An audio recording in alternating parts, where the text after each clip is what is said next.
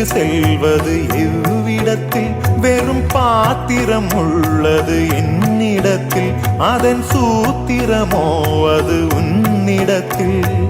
ஒரு முறையா இருமுறையா பல முறை பல பிறப்பெடுக்க வைத்தாய்.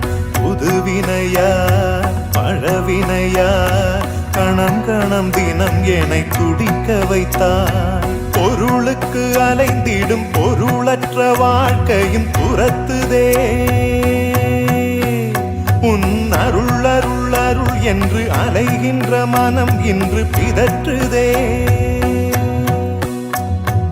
அருள் விழியால் நோக்குவாய், மலர்பதத்தால் தாங்குவாய். உன் திருக்கரம் என்னை அரவணைத்துனதருள் பெற பிச்சை பாத்திரம் ஏந்தி வந்தேன்.